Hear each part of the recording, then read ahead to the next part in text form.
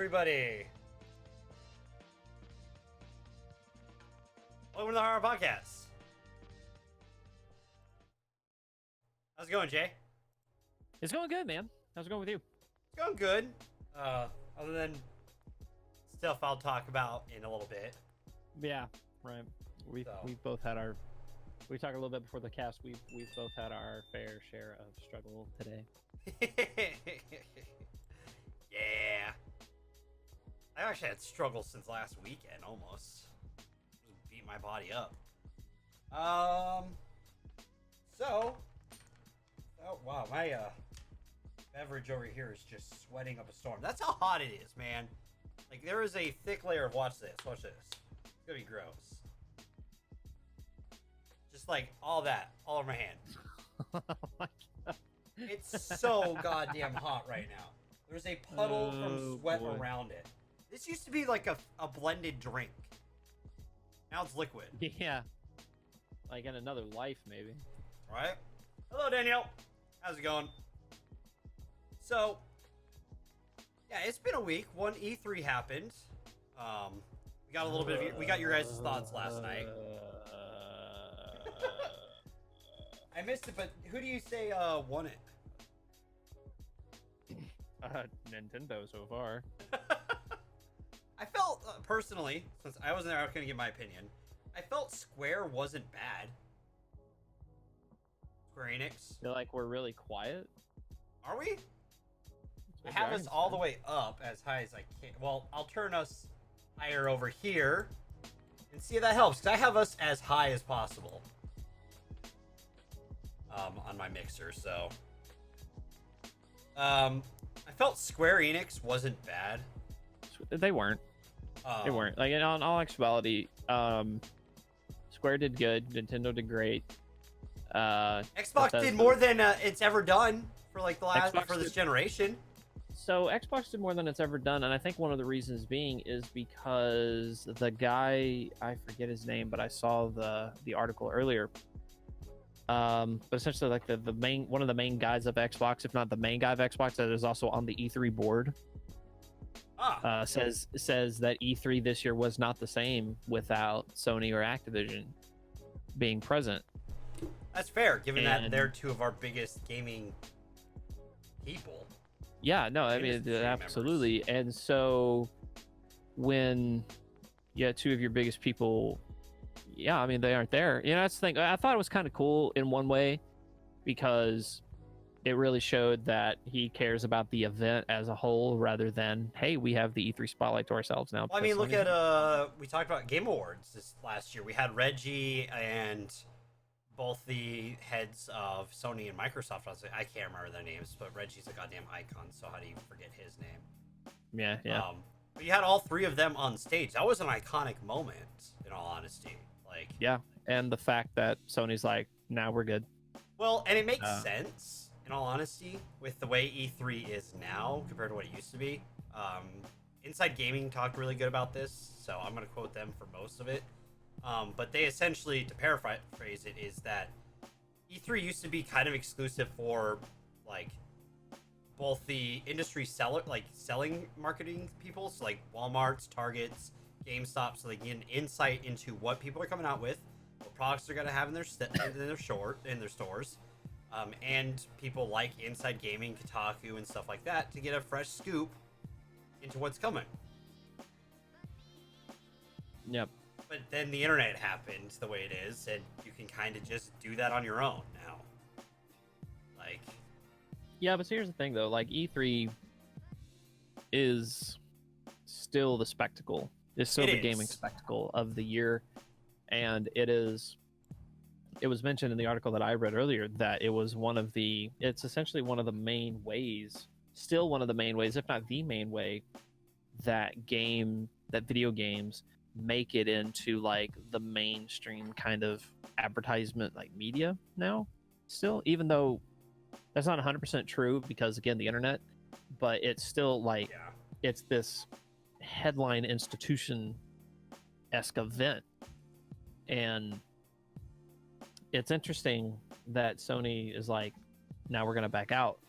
So when they do their event this year, like they have to like bring it, which is the only, like, they're confident in what they're about to bring out, because to me this says we know how, or rather we don't want to be grouped in with E3 this year. We want to stand out on our own. We want to show that what we've got. This is how I'm interpreting it. That's fair. And so I also look at it as they've seen what Nintendo can do.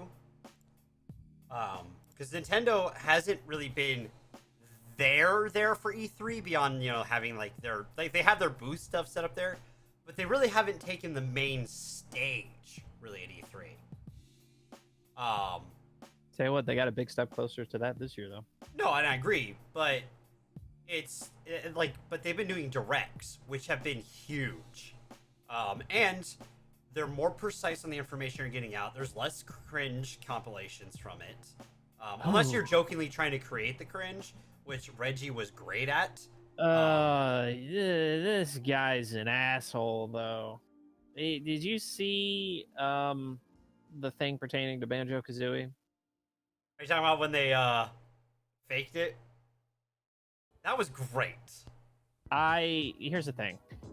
I can't stay mad at that, but understand I was mad. Because I'm just like, I got. Everyone got. Like that. Bad got. Everyone got and then realized that they were getting got. No, see, because to me, I was still I just got in the first place, because while yes, Banjo-Kazooie in Smash looks fun, not what I was hoping. That's fair. What were you hoping? Not what I was hoping, dude. I was hoping for either a Banjo-Kazooie like game. True, that's fair. Or B, just give me that ground up remaster like they did with Spyro, and let me go into the Witch's Lair again and go into all the realms and get jigsaws and Jinzos and all those fun things. I never played Banjo, actually. I didn't have an N64. I mean, a lot of my friends did. Well, I didn't get my first console again until, like, my first console was a GameCube when I was in, like, 4th, 5th grade. Yeah. So, like, I missed the prime, like, early gaming, like, first 3D gaming. So, picture, so you never played Banjo, but you never owned a 64, but you've obviously played the Mario 64 that they revamped. Like, you did play that? No, because I don't have a DS. Okay, but you've seen it. You know what I'm talking about. And I've played N64 games. Well, mainly Banjo-Kazooie is probably the closest comparator I can give to the Mario 64 game. That's what it looks like. Because you go to different worlds and you get jigsaw puzzle pieces and you fill out these portraits all throughout the Witch's Lair to go into these different realms. And there's another really cool mechanic to where you also earn what are called mumbo tokens, which there's this shaman that you see in certain worlds that transforms you into an animal that's native to that particular world that you're in, and it opens up areas of the map that you otherwise couldn't get in. That's cool. Yeah, it was really neat, and it's actually a pretty good size game, especially for back in the day. That's what I've heard. I've heard it does have like a lot of technical difficulties due to its age, just overall. But that's just that era. Like, playing, one of my biggest problems right now and why I didn't finish it was Ocarina of Time. I couldn't finish it because I played it. I have the version of it with Master Quest on GameCube. But the way the GameCube controller is, it's not an N64 controller, so it's tough to do this one part where you have, that staircase in the Fire Temple where there's a boulder rolling down, and you kind of have to land on the side of it and go up. Yep. And it's really tedious to go up, because if you take one wrong step, you're running down. I can't land on it, and much less after I land on it, I can't stay on it because the GameCube controller doesn't register like an N64 controller. Like, it's ported over, but it's not ported over to the way that the controller is perfect. Dude, you want to talk about tedious? Circling back to Banjo-Kazooie, there's a zone. It's the second zone ever that you access in the game, and it's like this beach level, and you go inside this sandcastle, and there's this word puzzle on the ground, and you have to slam on each letter to activate the correct combination. And that is also where you input all the cheats in the game. And the cheats are not short. Like, you have to manually slam each letter to get the cheat in. And just to give you an example of what one of these cheats were, because it's the only cheat I really ever used in the game, because in some of the middle levels, it's like there's a lot of water in it that you have to be under. And the whole cheat is give the bear lots of air. That's a lot of slamming. That's a lot of slamming. And That's it's also 12 letters. kind of weird that I remember that. No, that's 15 letters? I forgot the. Give the bear. I don't know. I never counted. No, but it's like. Oh, that's fucking 6 words. GIVE THE 7 BEAR 11 LOTS 15 plus OF air. Oh, AIR. plus, so, well, we were at 11 plus air. And so of. 14, Like, don't and forget then of. Yeah, of, so 1, 2. That's 16. 16? If you're at 14, you forgot the of, so that's 16. Jesus. That's a lot of slamming.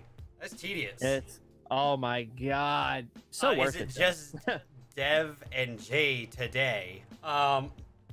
Maybe Blue's gonna try to make it tonight. But he's dealing with, he's working on some stuff, private home stuff. So, like, he's gonna try to make it tonight. I'll say that. Like, I'm not gonna hold him to it, because he gave me fair warning ahead of time. So, no, E3 was definitely like, it was off because, one, we are heading into the next generation. So, which part of me's kind of, we are or aren't? What'd you say? Are.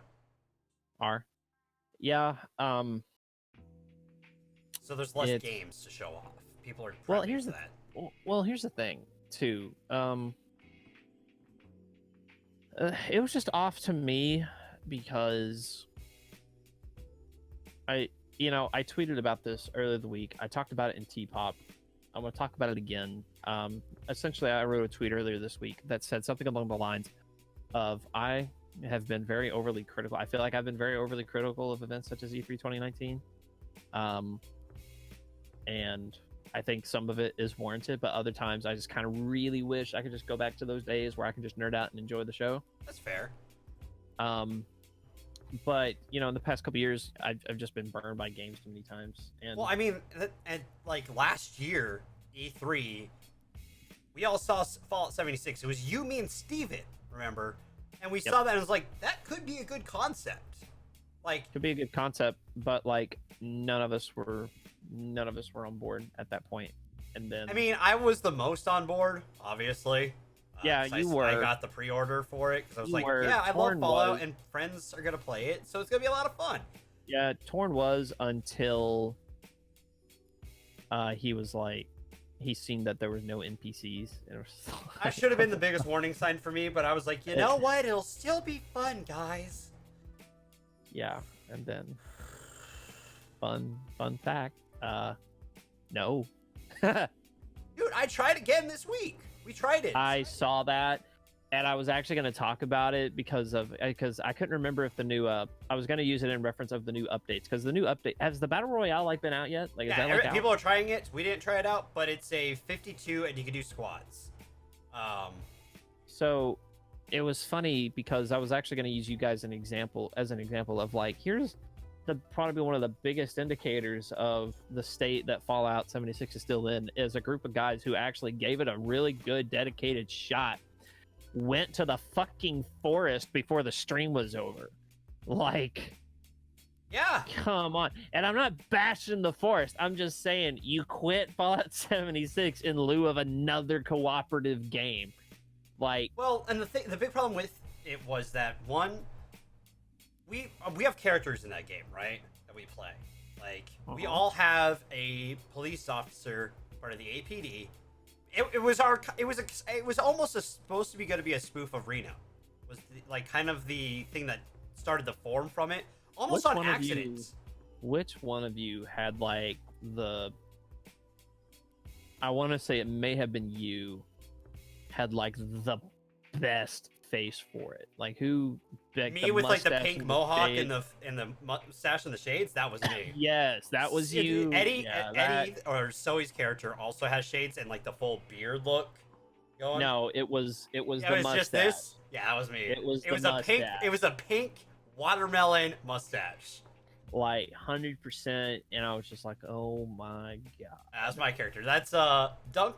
I love his name because it took Zoe the first like few minutes of playing together. He was like, God damn it. Because it was Duncan Octavius, Reginald Keaton, York. Which was amazing because when people finally realized, like, I typed it all out until I couldn't type through Keaton and York. So I had to put those, like, ORK abbreviations into abbreviations. So it was D, Ork, York. So Dorky was the abbreviation. No one got the Y at first. They only saw the dork. They're just like, God damn it, it's dork. And I'm like, I saw your stream title. You wrote your full name as your stream title, and I'm looking at it, and immediately I had Sora's reaction. I was like, "Damn it, Dev!" It's good though. I loved it because people got that reaction, it was great. He's a fun character to play. Like, because I love playing these characters. It was genuinely hilarious. No, I did thoroughly. I hate the game, but I did thoroughly enjoy watching the shenanigans happen. Well, and that's the thing. Like, we can all like. If we're all together and the game's actually functioning somewhat, it's a lot of fun. But one, we ran into no one besides like one person. We couldn't put down our jail because the property lines in that game have changed. And even if you're in the same squad, you can't place your properties inside the same person's property. It's like you can't share an area together, which is really annoying. Which defeats the whole purpose of being in a group anyway. Yeah. So like we couldn't have our farmhouse, which was Scar's building, which I love Scar's name because it's Scott Austin, which is similar to Scar Ross. Like everyone's got pretty good names. I love it. And like we forgot what Frankie's name was, and it's Philip, Officer Philip. It's a good name for Frankie. It's Officer Philip. I know it's so funny though because like you got all these other like over the top kind of you got names. Ashley Lee, and then here's Officer. My name is Officer Philip. See, that's my point right there. Your reaction to that right there. That's my point.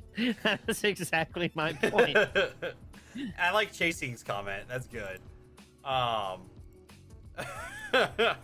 Sexiest YMCA wrestler. But no, it's great characters, but like we can't do anything with it because there's nothing to do. Like, Forest has far more to do in it than 76, which is not saying a lot because Forest, though really enjoying it, I'm not bashing the Forest. It's where like an entire character on my stream started in the Forest, like, and he's carried over to other games. I won't name him this time, and I won't talk about it too much, but people love him. But he started there, and they're like, we were able to create like Zoe went around and was like, there's actually a church now in game that we can get the blueprint for, and now we're building the giant tower that they added to the game, and it's I seen the outline for that. It's stupid. It's so stupid. Kind of obnoxious, yeah. It's but it's where we're gonna be able to use our hang gliders, like very, very much way over the top, but it's so cool. No, it looks cool, but it's still like, oh my god. And like we're gonna have farmlands inside our walled area. Like we have plans in the game, and we can actually execute them because we're not obnoxiously fenced off. Besides our own fence that we could move. Yeah, but here's the thing: as much as I would love to sit and talk video games, that's fair. We should move on. We need to do the thing because I want to hear how you injured yourself. Oh, all right. Yeah. At your job, because like I'm glad you're okay, but I'm hoping this turns out to be an amusing story. It will. With you, it usually is. It usually is. And I'll say I'm already kind of laughing about it. I was already kind of laughing about it at work. Beautiful. So today at work, I take care of dairy products and stuff like that for most of my day, right? But I also help out with a lot of guests around the store. And being at a Target, there's a lot of items there. And especially during the summer, we have an entire outdoor like patio and everything sets, right?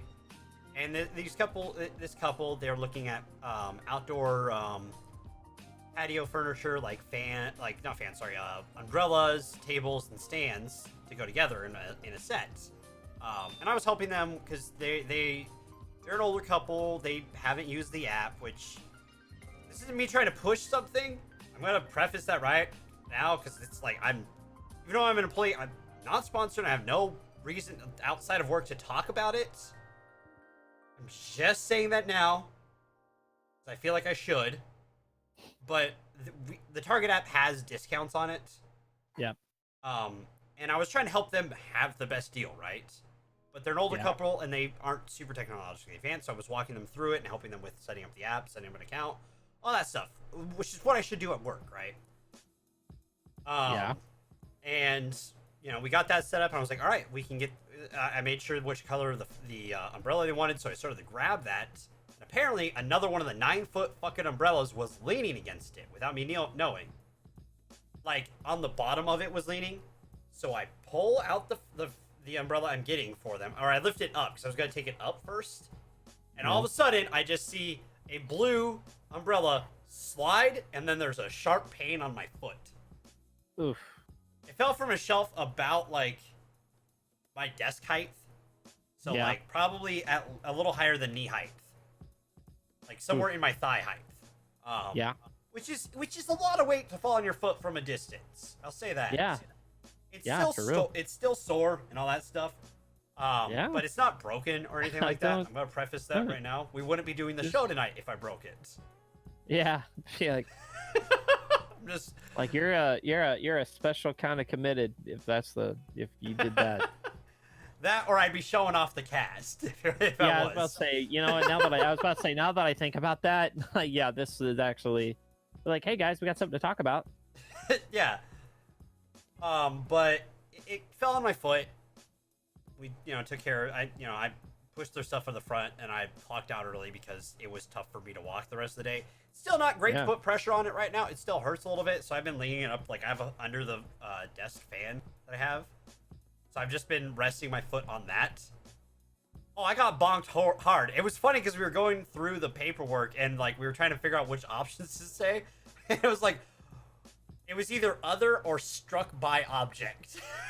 And we're like, is it technically getting struck by an object, or because it kind of just fell? Was it struck by? But then me and my friend started going like, struck by, patio umbrella. Because we both did truck, and sometimes when the truck team plays music, Michael Jackson pops on. So, oh boy, struck by the patio furniture. It was a fun joke. I think it's one of these things you have to be there for, but okay. Yes, of course. Yeah, so I'm fine overall, but this is the second time I got hit by something this week. Alone. Jeez. Well, on Saturday, I went to my friend's birthday party after my stream, and after we left, I didn't really drink that much. I drank like one Sprite and vodka. One, because I don't like beer that much, and they had Bud Light, which really I don't like. There's another word for Bud Light. It's called water. It's bad tasting water. I'd rather drink this than a Bud Light. Like for my future in content creation, guess who I'll never be sponsored by? I'm fine with that. I commend you. But my friend was dropping me off at home, which is why I didn't do the walk home stream. Because I got a ride. And I was grabbing a couple bottles from out of his trunk, and I forgot his trunk sometimes slides down without it there. And all of a sudden, I just feel right under where the shoulder blade is. That's the worst. That is so I had a nice bruise there. And then on Monday, I felt all right. I'm like, I can get through my week pretty well. Tuesday I woke up and I'm like, why is my arm hurting so much? Why can't it move as well? because you got hit by a fucking drunk. Like, dude, I have been hit there multiple times, and I just buy that bullshit. Oh my god, no, it's not. That's how my week's been going. Other than that, like, great dude. week. Yeah, my week's been pretty great so far this week too. I work tech support for a school district, this is an odd time of year because everybody's out of school now, and so now we get caught up on all the pointless shit that we didn't have time for before. One of said pointless shit was, there's a lot of schools in this district, but there's only one, and it's that has this particular problem, and that is back in the cafeteria kitchen area. There's a walk-in freezer unit, a walk-in cooler unit. There are 2 wireless temperature monitors that are rigged up to transmit the temperature data for these units and actually put them onto an online database. The technical side of which is actually kind of neat. However, it's not working. And again, this is the only place that's having this issue. All the other things are transmitting fine. The setup is not different. And so I'm sitting here working on this shit. Let's kind of rewind.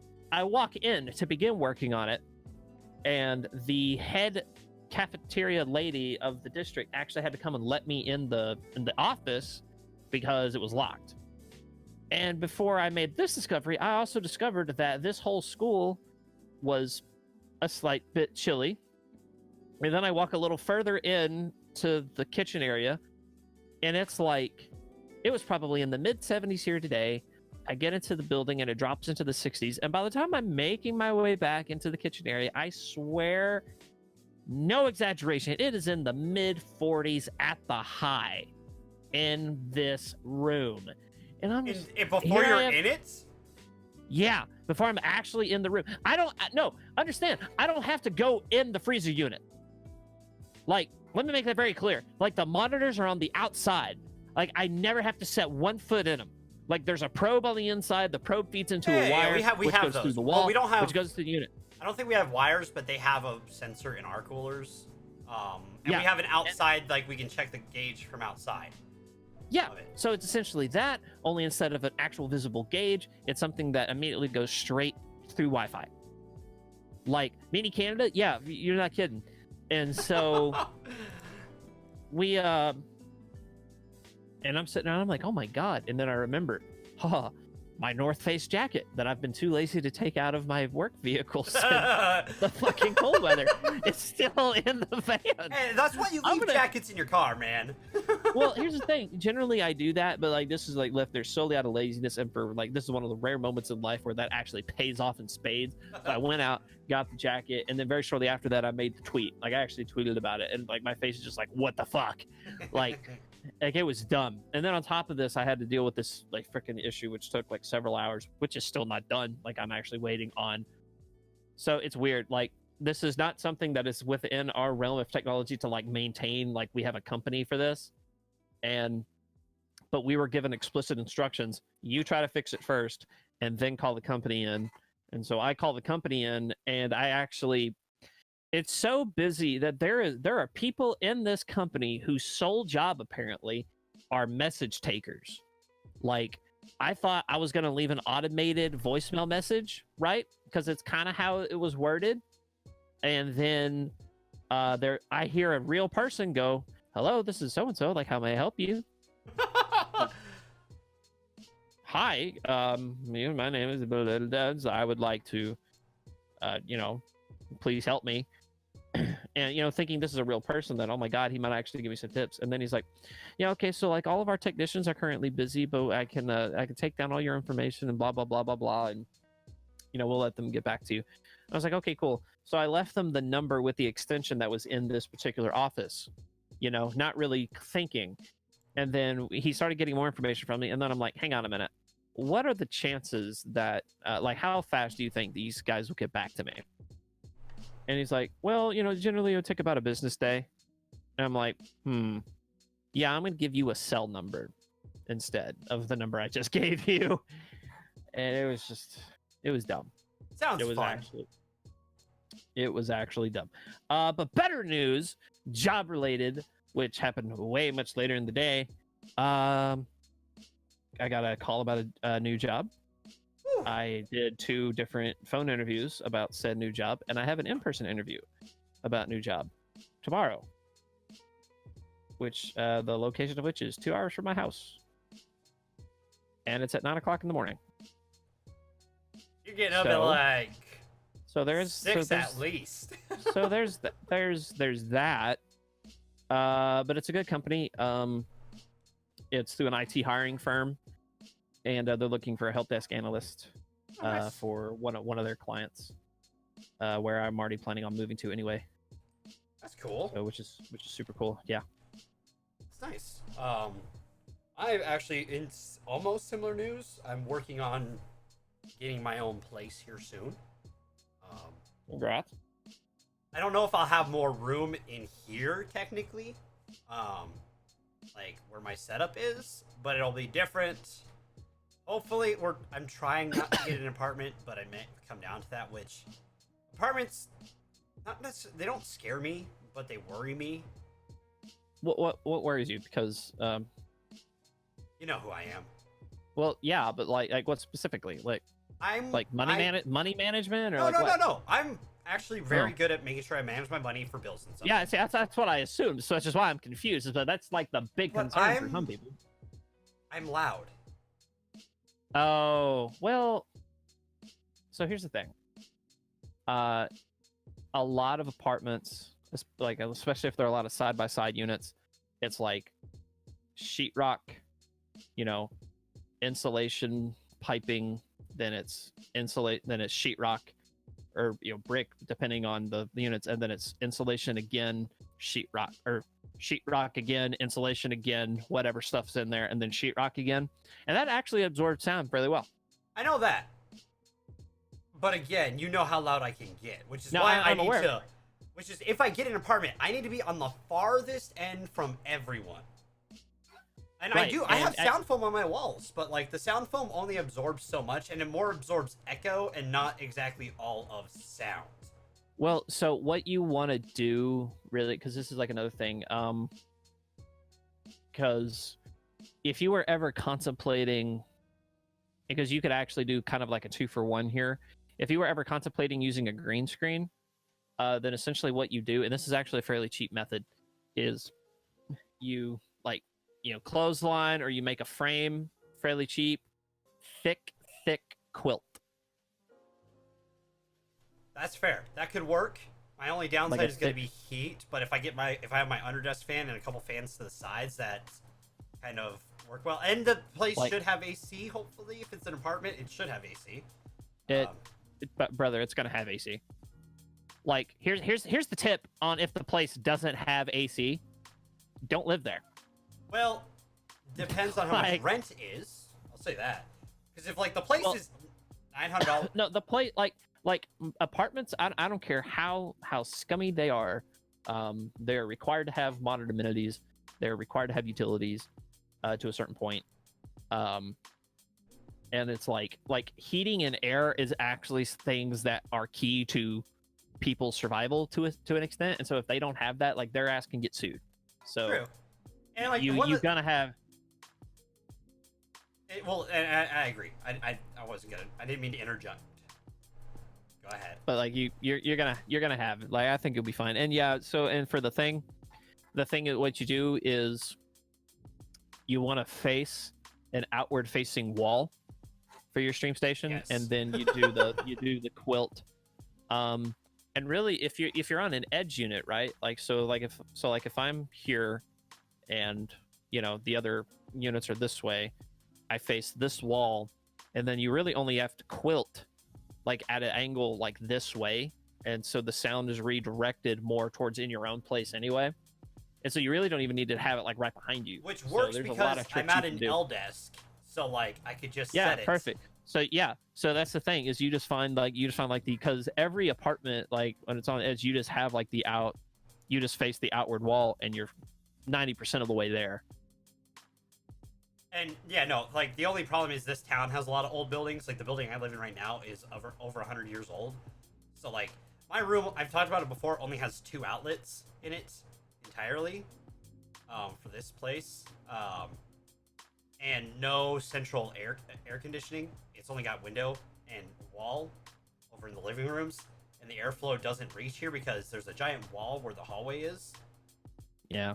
If that wall wasn't there, like 90% of the time, though, like generally especially a lot of like big complex places, like the air is usually central. Yeah, so for most of the places I've seen, they're like that. And the big thing for me is that I'm sorry to interrupt, but I'm actually reading Chasing's like cryptic message here, and I'm just like, how the fuck did autocorrect do that? Her autocorrect is special, dude. I've seen some autocorrect. Her autocorrect is fucking awesome with how special it can be. Oh man.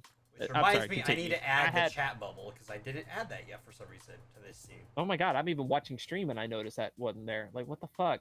Like, I seen it wasn't there. I just never it never clicked. Add existing. Let's go with that. I'm drinking. That's it's something that I forgot about because we don't use the 2-man very often, so it's something I don't always register until it's like, oh yeah, it's a thing. So there we go. But no, and the person I'm moving in with, he's gonna transfer to a location for where he works down here near where I work. It'll be really easy to get what we're doing. Oh shit! Did I mess everything up? Hey, no, you didn't. Well, yeah. No, it's blown up. It's blown. It's no, blown but up. I have you guys in the wrong up. seats. Apparently. We are gonna get charged with identity theft right now. Like, that's what's gonna happen. Whoa, that's a major crime. I know, man. It's like, but Detective I was blue Blue's for like on all the of case. 2 seconds, and you were Caber J for Detective all of 2 Blue, seconds. Jesus, Detective Blue. That's a scary thought. I'll just convict everybody. Don't worry. I was supposed to say, Detective Blue. I was about to actually give You him get a benefit of the murderer. doubt. It's You like, it's get a only murderer. scary if you've done something wrong, but okay, if we're that route, yeah. No, it's blue. It's a scary thought. It's a scary thought. How's it going, Blue? You know, looking for a house to buy, it is a process. Hey, we were just talking about that I'm looking for a place to rent here soon. Dude, like we all like have different living arrangements happening before too long. Like Blue's got a house, Dev's potentially getting an apartment. Chasing. I signed a lease for an apartment like last week. Oh yeah. Now I'm looking at 3 bedrooms, 2 bathrooms. It's been quite a process. I can imagine. A buddy of mine just moved in not too long ago and couldn't tell you how long he looked. Can I say how hard it is to find just a place to rent in some cases? Because I get it. All right, I get you want to make sure you have security with the person you're. I don't know, like a good place that's not a POS place. Then yeah. I have 15 listings that I'm looking at on Saturday, so I think I'm pretty good right now. So surely out of 15. See, my problem is that most of the places I've been looking at least online for it, is that like when I finally get a response from, it's like, by the way, one person from the household needs to make 3 times the income, and I'm like, I don't do that. I neither. With our, we're actually me and my girlfriend, we're moving into it's a really nice apartment, and the reason why we sprung for this one is because we talked about it, and she's essentially like, listen, I don't know how you feel about this. I think you feel the same way, but I'd rather not move again until it's like into a house. And I'm like, totally cool, fine. Let's get the nice place because we'll be here a while. And yeah, heck yeah. And she's like more successful than I am in life, and so she makes like bank. So yeah, that's fair. I mean, for me right now, I'm the weak link. I have no problem admitting it. I like investing in things, and Denver's housing market is doing pretty well right now, so I feel like it's a good time for me to purchase a home here. So that's why I'm doing it. That's fair. That's a good thought process. Like for me, like I just don't have the money to do that yet. I know at some point I will get my own house. I just don't know when. And part of my reasoning is that, like, I know this sounds silly, and it's gonna sound silly, but no matter how I say it, one of the dream goals of this goddamn channel is to eventually kind of have a central hub of some sort. Heck yeah. Brother, listen, man, like, I don't think it sounds silly at all. It doesn't sound silly. The reason why I feel like Go ahead. Well, like here's the thing. It sounds far-reaching. It sounds that's ambitious. But at the same time, like out of everything that I've seen, like on Twitch, like we're one of the few channels that do what we do. I feel this is a really cool idea that can actually work. And every time I talk about the channel, this is what I say. I'm like, if this like keeps going, if we keep building and we keep just improving, like there's literally nowhere to go but straight up. Well, and that is how I genuinely feel about Har Har HQ. Is all of you. Like I know that sounds sappy as fuck, but like we have a great foundation in our community. Like our community fucking rocks. We have a lot of people who will show up pretty much for every stream at least at some point, and it's a huge boost to like all of the hosts. Like it's very tough to do a live podcast when you don't know if anyone's actually watching, because you're kind of just like, are we just yelling into the void? And that's how Critically Casual started. Like Critically Casual was just don't worry about it. Well, it wasn't that we were worried about it. It's more of a like, are we actually going to get hurt kind of thing. Yeah, well, it's just like every so often, you know, like you pull the low numbers, or in some cases, you know, you pull the no number for a long enough period, and it just kind of just gets at you. But at the same time, you just keep bringing the energy that you know people are gonna like, and eventually, it just starts happening. Oh, yeah, and that's a good thing. Like, and that's what I really like about this channel. Like, we have a couple things in the process. I'm designing one of the logos tonight for one of them. And I mean, we're working on just making sure we have a fuller schedule for everyone to be able to watch. The void of Chasing's brain is where all of our information is going. Every bit of it. Every bit of it. It's a black hole within a cranium right there. It's a great thing and also terrifying. Like this. No, like I like genuinely the fact that we were able to do this, and actually me and Zoe talked about it because we funny enough, like I'm not gonna name names, but we saw someone from the old group we were a part of kind of being a dick to someone who was just trying to like throw good vibes into Fortnite. Like, so if you see some of this content he's made, he's literally like played music through the mic on there and literally made someone's day apparently doing that, because they had just a bad emotional day, and he just sung some music and played his guitar through the mic and made her day, which is good shit on Twitch. Like, I'm not gonna lie, like that's awesome content. And he was just pretty much shitting on him the entire time because reasons. It's not really explicit in it, and like it's one of those things that like I don't want to necessarily say I'm glad I got out of HMD but I'm happy with. Let's skip the subject. I was gonna get to that. I'm happy with who I have because of it. Because like I wouldn't have met Blue, I wouldn't have met Zoe, which means I wouldn't have met Jay, Torn, and everyone else. This like HMD or Har Har. Sorry, I just said HMD. They both start with H's, so my brain was like, nah. But Har Har kind of happened because I was able to find people who like making this kind of content. Yep. So. Boom. No, that's too bright. Okay. Trying to figure out, because I feel like I'm staring out into nothing because I'm looking straight into my monitor and I'm like, okay, well.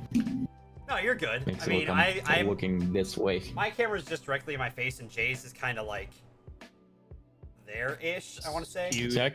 I could put mine anywhere. It's just that I need to undo a whole bunch of stuff. You're fine. Like, I'm eventually gonna redo my. I'll say this. I can never. This isn't me jabbing at Torn, but like Torn has a very unique angle to his stuff. Like that like. Well, Torrens was like, yeah, hey guys, how are you? Like, he kind of has like a Nick Merckx kind of thing going, but Nick's is more like Hey, guy. Dude, like there's a guy. I fucking Nick Merckx. Oh my god, dude. Sometimes you go into people's channels and I'm like, do they know that like you can only see part right, of their or face? like I had a guy who followed me, and so I followed him, and I've checked out some of his streams, and he's a great guy, but it's like this is his cam. It's like Oh my god. It's terrifying. it's crazy. Like he's that close to it. Like half his chin's cut off, and he's like a. This is gonna sound really mean. I don't mean it to. It's just he's a big-headed dude. Okay, so it's like Zodon. Oh, so we're talking Summit 1G over here. it's very disproportionate. But again, he's a great guy. But again, it's just one of these things. It's just odd. And yeah, I don't think Torn's angle would be bad. But yeah, Blue pointed out just the hat. Which he's actually, I gotta commend him. He's been wearing less hats on stream. Yeah, I've noticed that. Like, Torn, when you see this, You're a cutie. go with Blue's clip there. yeah. Just end it there. I Just can't end the whole add comment. anything to And it. the whole compliment right there. We can't follow it. Just Make it can't your follow next sub noise. You're a cutie. You're cute. I You're a cutie, actually think that's I totally believe that should be a thing. I 100% support this idea. I'll go back and I'll get the soundbite for it. Thank you very much. I 100% agree. But no, it's just this, like, I love what we're able to bring to the table and what we're planning to bring to the table. It's a lot of fun. Like, I'm excited to be a drunken Zora. I can't tell you, it's gonna be so much fun. I can't wait to be. I'm still figuring out the makeup of my character, but I can't wait to be who I'm gonna be. And like, we also have like the idea of doing YouTube exclusive content in the works, like, because some of the content we want to do doesn't really work for a live platform at all, because it's gonna be shorter, it's gonna be more conversational and less chat oriented, to rope them in. So it works well for the YouTube style. So we have that planned as well. So it's cool to see that we're branching out ideas and working on them. And like, I know one of our problems is that we have sat on some of these ideas for a while, but sometimes it's just hard to flush them out. There's scheduling and a whole bunch of stuff. Dude, so. and let's not forget, like, how many different time zones is Har Har? We're in all 4 of American time zones. Like, yeah, so Mountain Time's the best time. Pacific! here I am, my country ass in Eastern, so. And so is over in fucking now Eastern. Central. Oh my gosh, dude, it's got to be like 10 o'clock for you right now. It is. It's 10:04. 10:04. 10:04. This is why T-Pop is being moved to a different day, because I guess that's the streamed announcement, for it right? Or did you on announce it Wednesday. yesterday? So we told that it was going to be moved, Okay. and then we were going to make it official as the week went on. Okay. So hey guys, Hello. Week went on. yeah, the week went on. Whole 24 which hours. It makes sense because, one, you guys are going to be able to do it a little bit earlier, right? No, we can keep it at the same show. I don't mind if problem it's with like. Well, Hey, we're I have gonna no get problem into with the discussion showtime. and We'll stuff like- talk. Yeah. We'll talk about it, but I have no problem with the same showtime. It's just, for me, it's such a damn long day. Well, yeah, like you're doing Like- dual stream that day. That's tough. Like. Yeah, go to work, get home, scarf down some food, get my stream ready, start streaming at 5, end stream at 8, prep for T-Pop, making sure that you get my text so I can get the pins to log into the Har Har account, get all that shit set up. Oh damn, Discord's not catching in the fucking cameras again, gotta fix it. And then, oh hey, stream's 5 minutes late, which means we're starting right on time. Cool. Hi everybody, welcome to T-Pop. And What is in your background? Oh, Oh, there's a ceiling fan. No, yeah. So what it is, that's like a TV box that's glistening off the light, and then there's a ceiling fan going. Oh, okay. Yeah. Hang on, I'll actually was fix like- that, 'cause that's annoying. I actually forgot that was a thing. I mean, I was fine with it. It's You're fine. You're fine. I thought you had some kind of like graphic going on. I'm like, how did you set that up? That's pretty cool looking. Like I'm good. I don't think I'm that good because that's like that's like subtle. That's like subtle, and that has dimension because you can see like that's behind me. Like I think I'm good. Don't get me wrong. I just don't think I'm that good yet. Oh Jay set up a green awesome. screen. Yeah. You set up a green screen back there, and just like lifted the image where you wanted it and condensed it, and then cut a hole in the green screen. Absolutely. Oh God, I would. Hang on. No, I was cool up until that last bit where I'm cutting a hole through in my green screen. Now, don't cut a hole in your green screen. I will eventually get a green screen. I ain't cutting no damn hole in it. Like, see, I gotta figure out what I want to do if I do a green screen. I don't know if I'm gonna do one yet. I do too. That's the thing. Like, I want one, but I have no clue what I'm gonna do with it. So my green screen. If you cut a hole in it, you fuck up the entire thing. Yeah, but you got the Elgato one, dude. That thing's awesome. Which, do you see their new one? Elgato. Yeah, the one that you put on the wall. So much Elgato lately. Elgato's legit. Okay. It is, dude. No, I'm not complaining that I'm seeing so much of them on Twitter, but man, it's just like I'm somewhat complaining because I'm looking at it and go, I want it. I can't have it. Well, I know. I kind of made fun. I want some of their lights. Dude, we jokingly made fun of them, but those lights are good. Dude, those lights. See, I have a big ring light right here, and then I have. Okay, this may look really shitty, but here, I'll show you. That's what I have right there. Oh, yeah, you can see my. You can. It's just a little light. Hey, dude, whatever works works.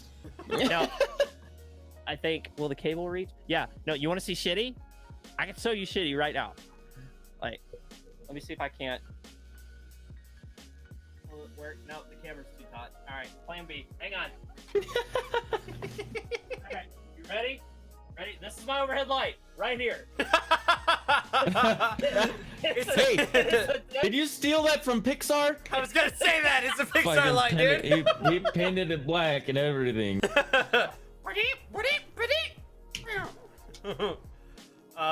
No, like mine. I bet he has a balloon that he puts up there and smashes with it every day. I can't pull it off, but like, mine used to be. I don't know if you can see it back there. There's a light, kind of behind, right here. That used to be my light. It's not behind the curtain, but the curtain's kind of blocking it. Is the best way to put it. But like, I used to just have a light back here that just did not color correctly for everything. So now I've got like I have the Razer Cryos, I think is what it's called, with the ring light on it, which I like and I dislike. I like it because it's useful, but like I know what I'm going to use it for later when I get better lighting. I'm not sponsored by anything chasing. No, God, not yet. Who knows in the future, you know? I definitely want to. Yeah, it's like I believe on the list of goals that is like on every streamer's list. So it's like, oh yeah, I've thought about making some joking ones for the podcast at some point. Just be like, hey, today we're sponsored by Blue Energy. It's just a picture of blue on it. I applied for a couple of sponsorships, so this was before like my job started getting crazy and looking for a house and all sorts of stuff. I think I got one of them, but then I had to turn it down after because just I wasn't streaming. I'm not streaming, so that's fair. Well, Har Har is like the only kind of Twitch presence I have right now because I just don't have time and I don't know what to stream. That was me several months ago. Hey, dude, once I have my house, be ready for some lit new house streams. I'm looking forward to that. That'll be cool. I know whatever place I get, if I can pull it off, there's gonna be a lot more Rock Band streams. I'm hoping.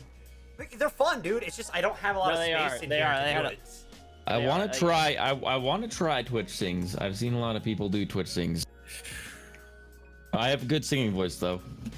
That's fair. I do not. I don't. I do not. My singing voice is hitting my FX and using my auto-tune, and that's even like shitty on its own. Like...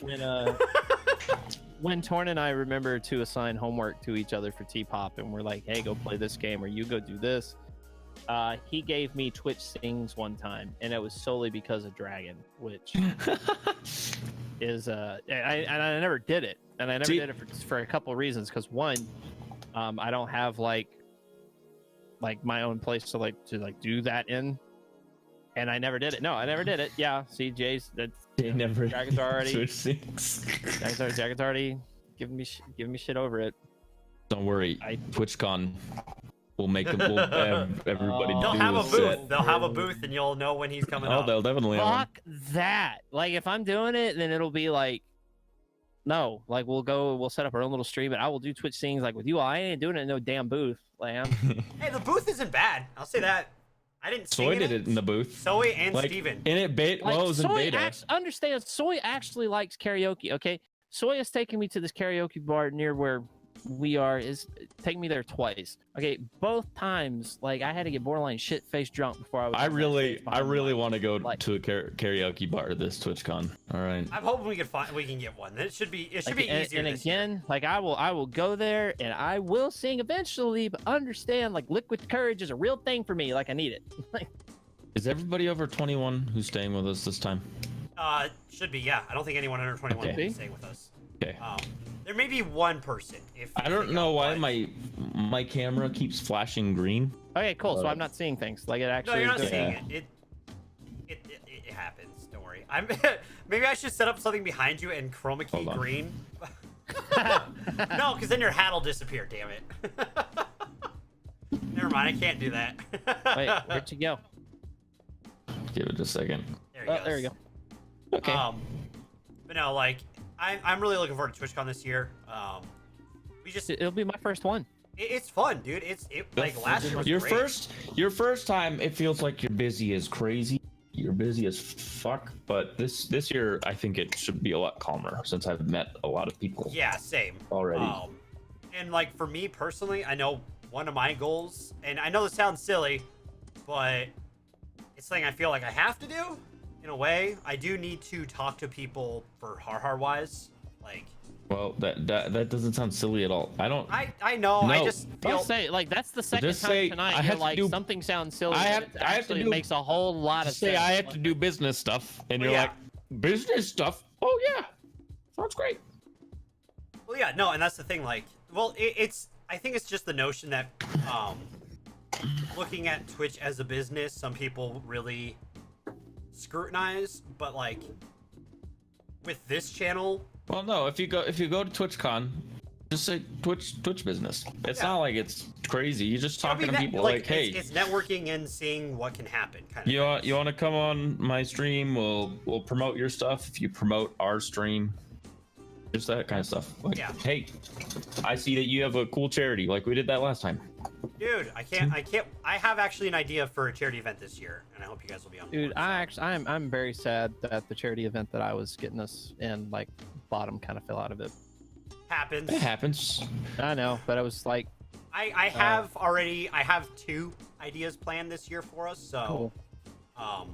At least, if not 3 potentially, but we'll see, kind of thing. There's just gonna have to be a lot of planning into it.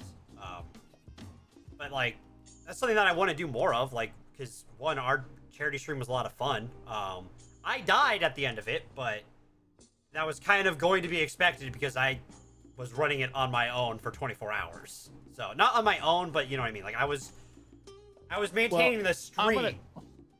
I'm gonna tell you this much for the next charity, really for all future charity events, Har Har related. Me going clean shaven, Not off happening. the damn table. Off the damn table. Hey, you did it once, and Off I the thank you goddamn for it. table. I'll say coloring my hair isn't off the table at all, because I actually pull off apparently. Apparently I pull off things that I think are goofy, but like people are like, wow, you actually pulled that off really weird. Funny enough, this weekend, I talked about, how I ended up with, a bruise on my back from a car trunk, but I wore a different button-up shirt to it, which is a banana. Like, it's got a bunch of bananas on it.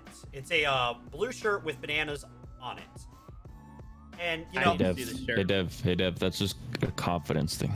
well, it was a huge confidence thing for me because everyone was like, wow, that shirt looks great on you. And I was like, oh, thanks, guys. I just wear whatever, usually. Well, I mean, Dude, I have a girlfriend that cares about my appearance. I can't get away with that anymore. Well, so my dress code at work is we have to wear business casual or jeans and this kind of shirt. So most of my entire outfit selection is just a bunch of flannels and jeans. and like dress shirts.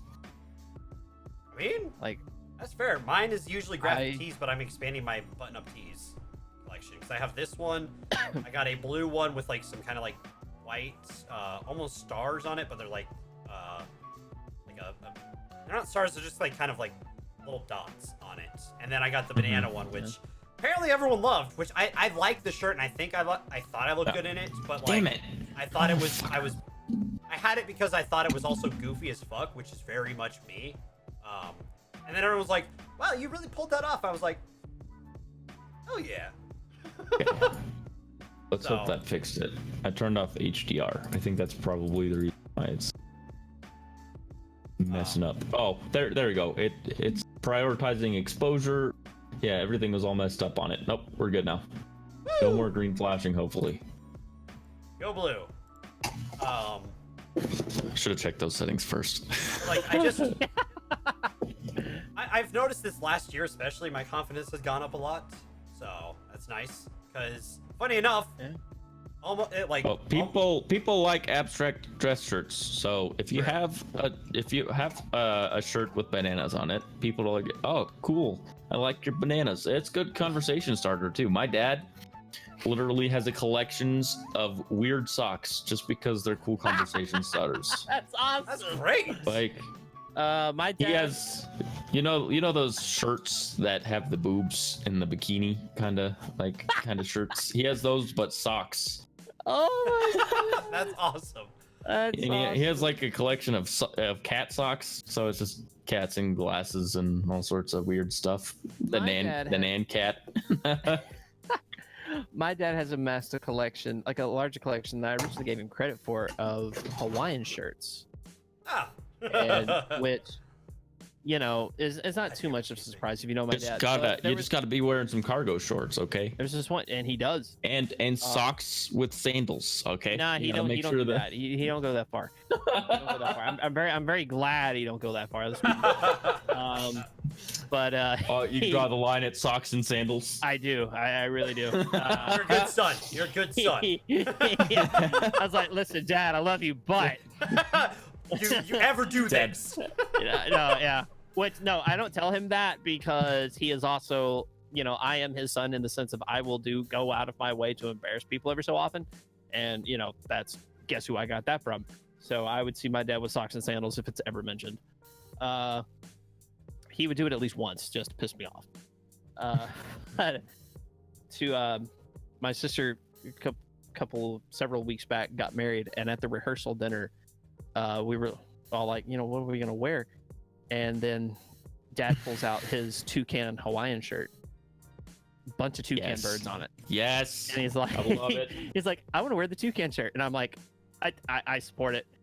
And then we both just kind of look at Mom, and she's like, fine, God damn it.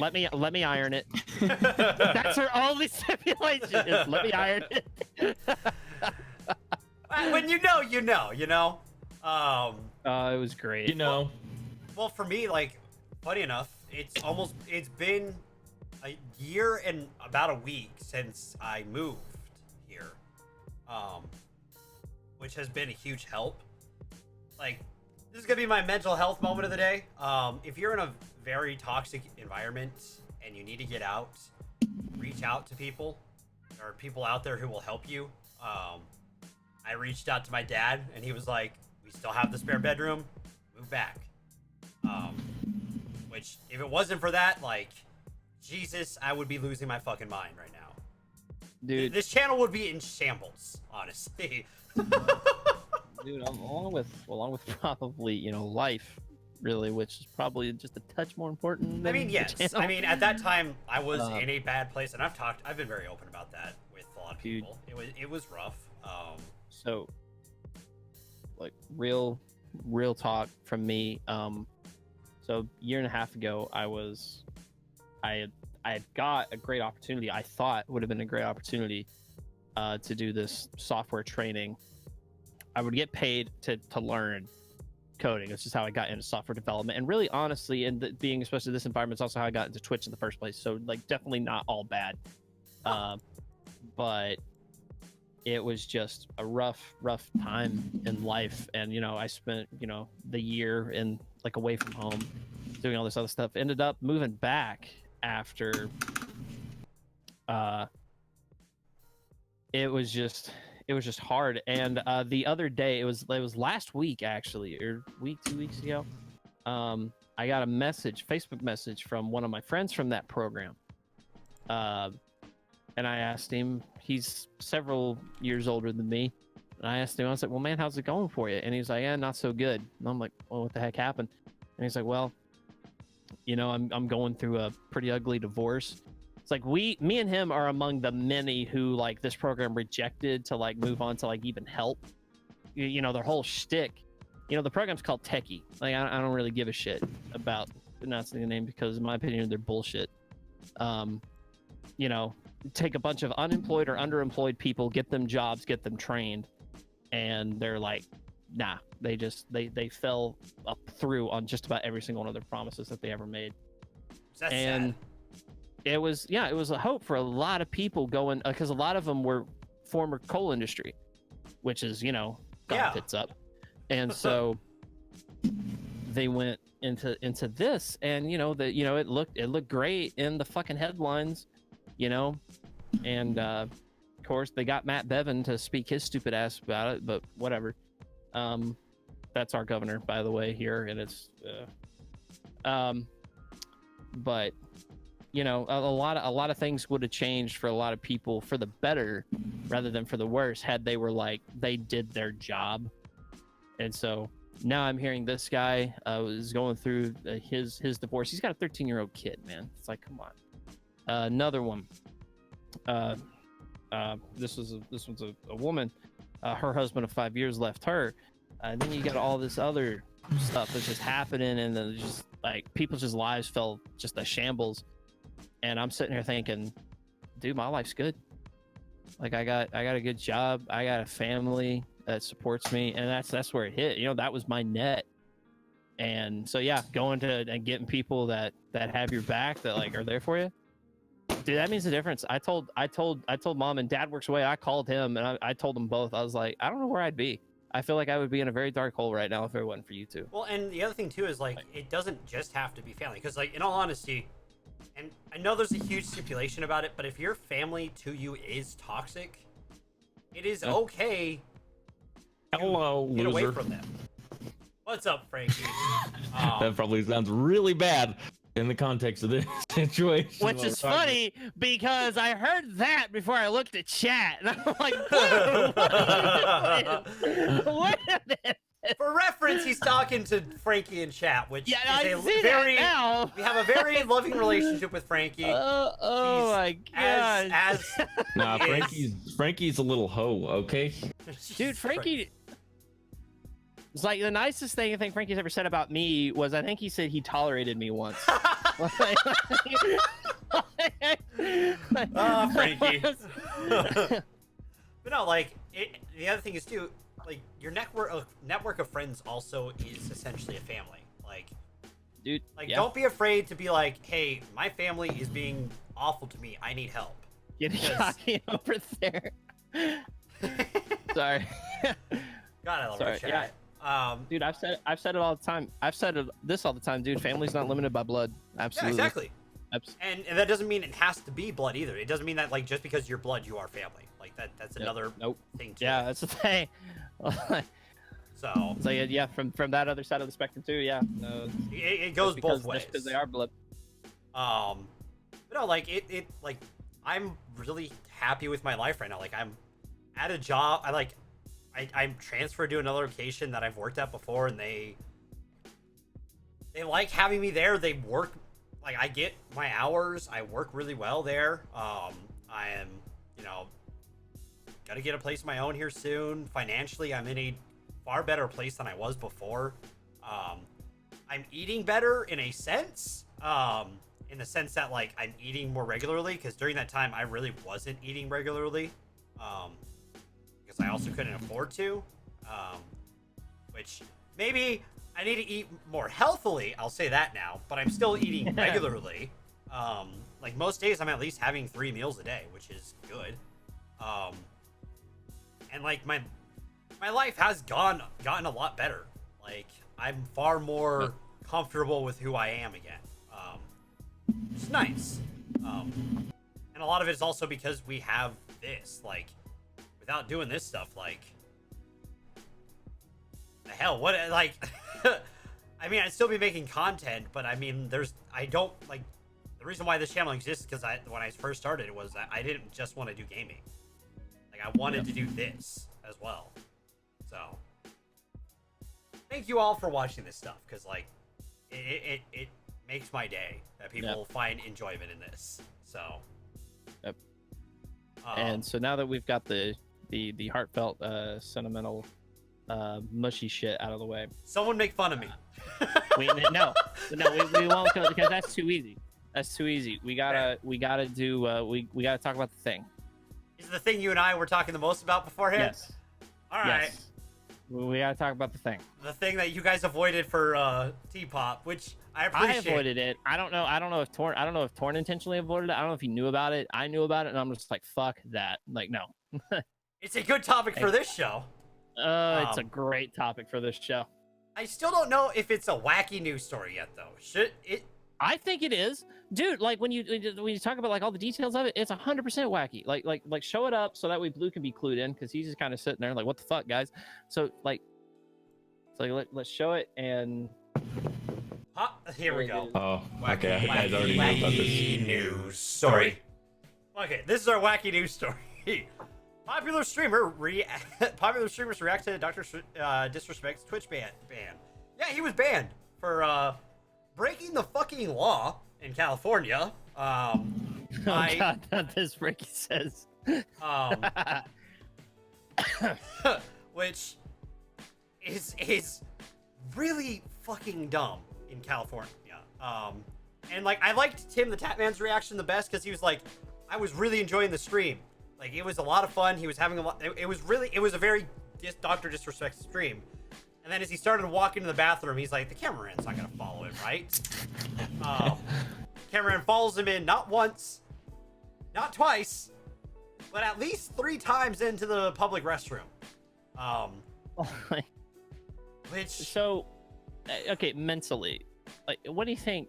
Like, honest opinions here. Well, like, what do you think went on here? Do you think he's just blatantly just didn't dumb. give a shit? Just didn't. No, I just think he was didn't think. Like, probably just not thinking. In my opinion, it was probably just not thinking about the situation and not realizing how. From Dr. Disrespect's past controversies, I'm pretty sure it was not thinking. It sounds like the most likely outcome out of him. I don't think. Some people are conspiracizing that he did it on purpose to create controversy, because that did really good for him before.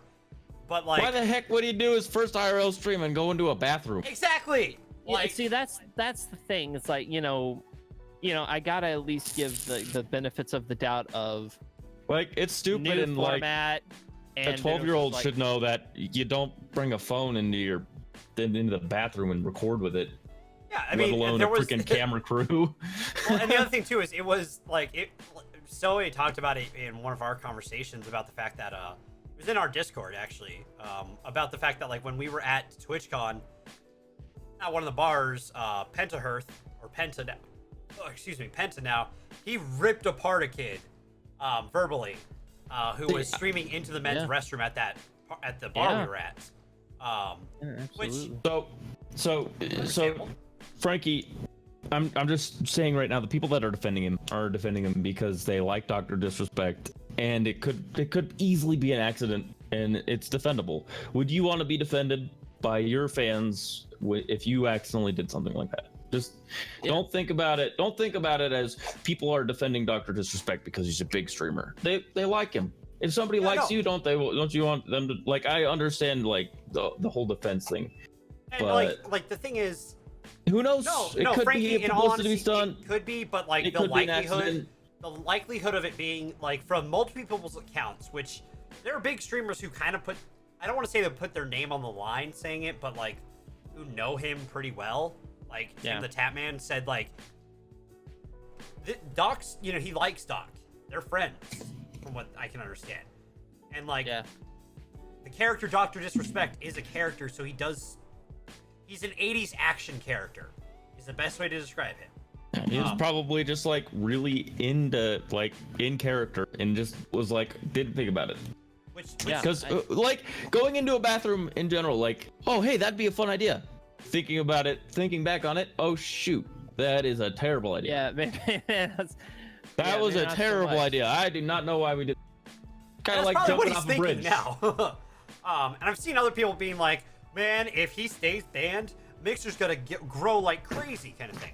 And in all honesty, I don't think it deserves a permaban at all.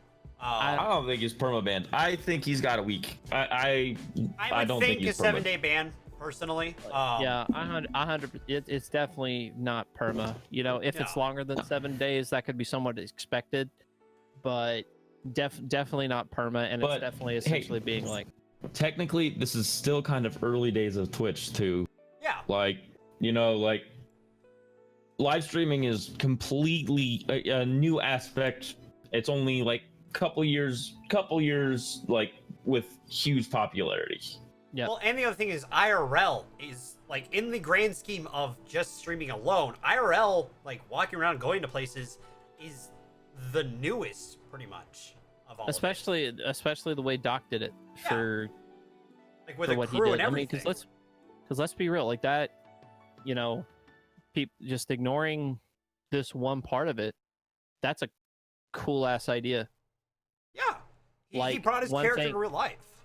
Well, it brought his character to real life, but not only that, but just like the technical aspects of it, so where you had a live camera crew, like broadcasting live, right? Like, you know, I talk about my caving trips and stuff, you know, on my streams every so often. Obviously, you can't live stream that because, you know, I got to sit on the ground. But days that I take trips to where I'm out like rappelling with a bunch of people and, you know, it's in open air, and so you got phone signal every so often, like to be able to pull something off like that, I would love that. I would love to have the ability to bring something like that, like IRL style, like to my Twitch channel. That's what that one guy does. He's kind of Kona-ish. I don't remember. Oh, are you talking about Alec Cloud? I think is his name. I think so. He's does, always like, fishing. I just know. Like I know he does fishing streams. Yeah. I think his name is Alec Cloud. Yeah.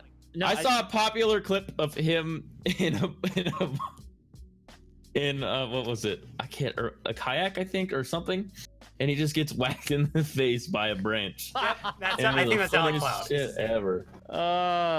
No, I don't. I've been the guy in the kayak, and that branch has hit me too. So that's that. Well, and I've seen him fall out of boats and stuff. It's pretty funny.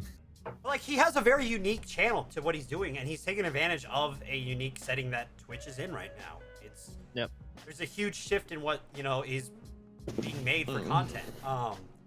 Like the thing is, like, I don't personally think he did it on purpose, in the sense of that, like, he went in there thinking like, oh, this is gonna be great. He did it on purpose. He didn't do it on purpose. You know, the internet's gonna forget about it in 2 weeks. True.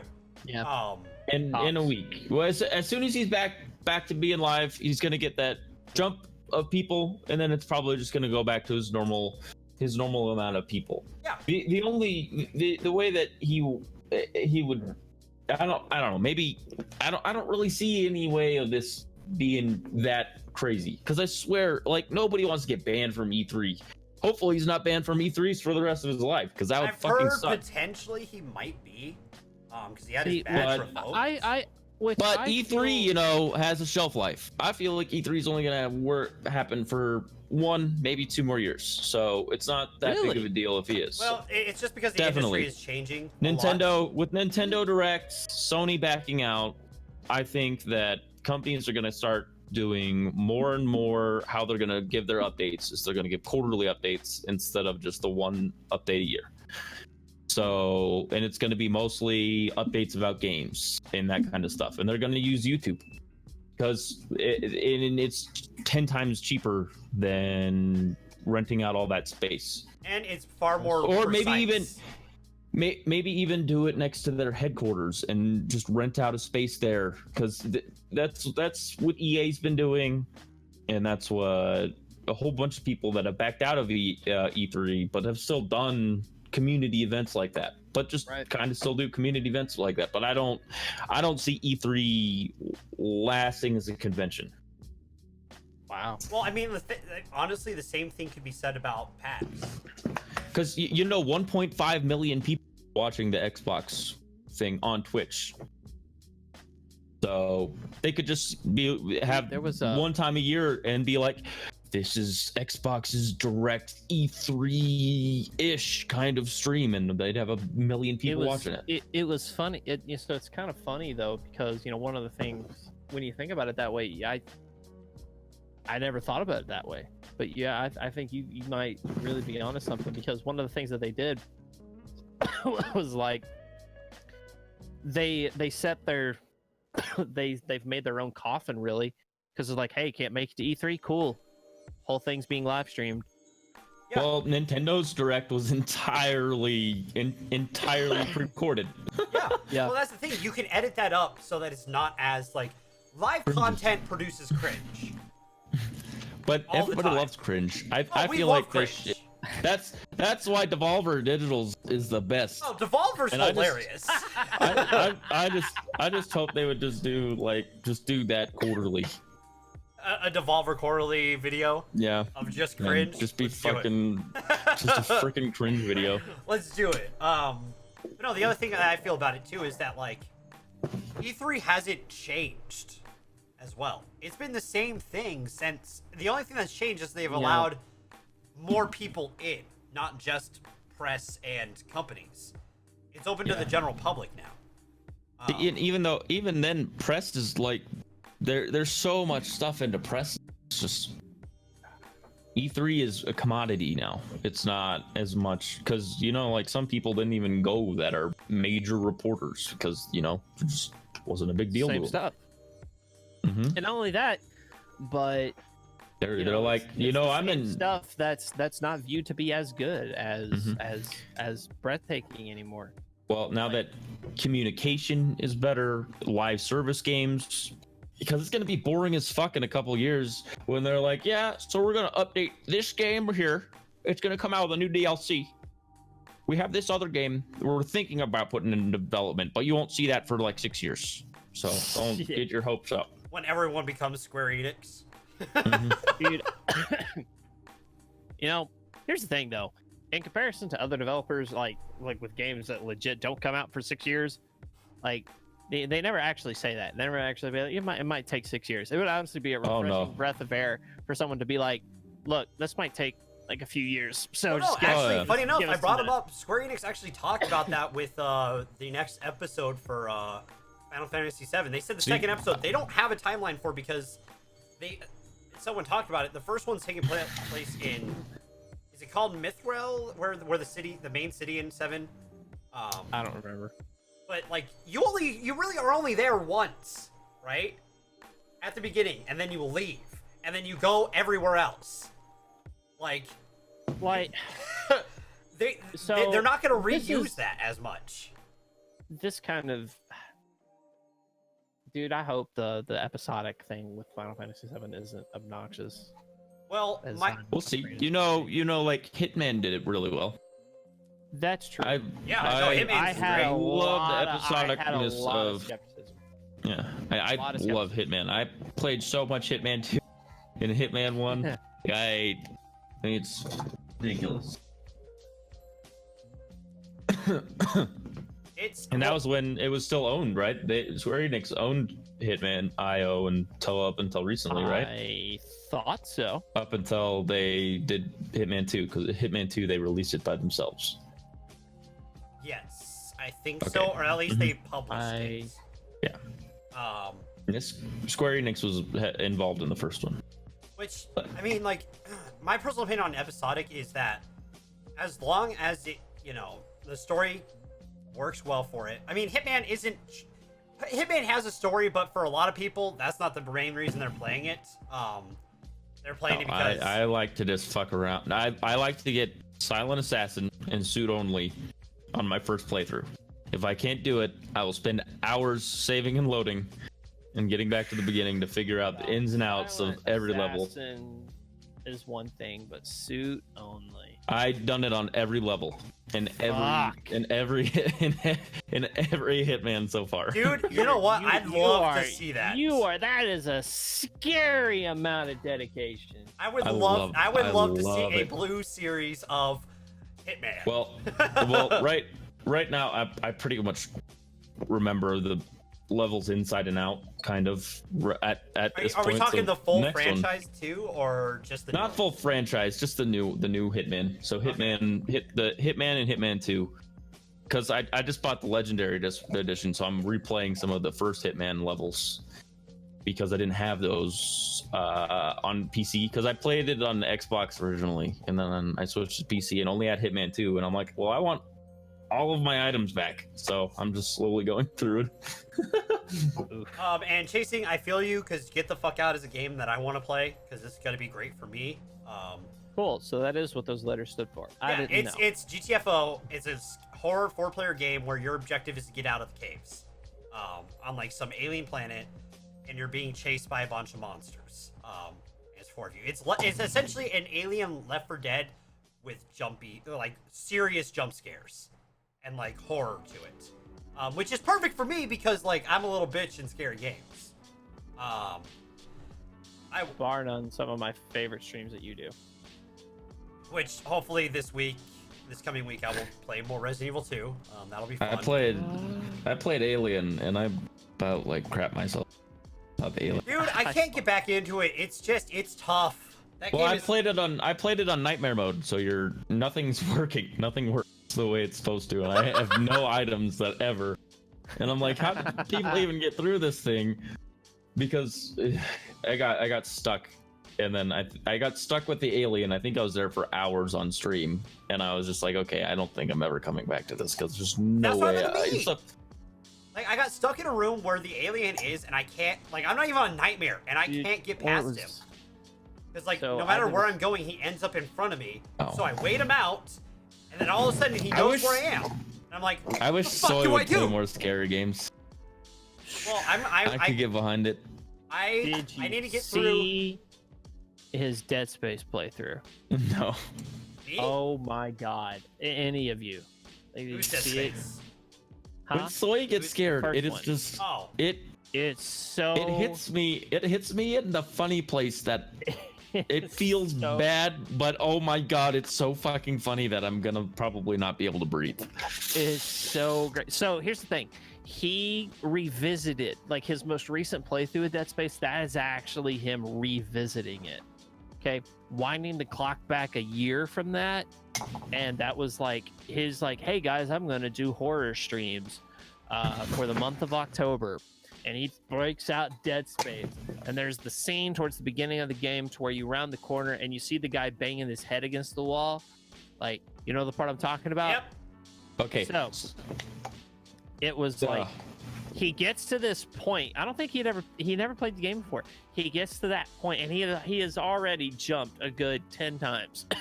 And he gets to this point, and he's just sitting there. He's like,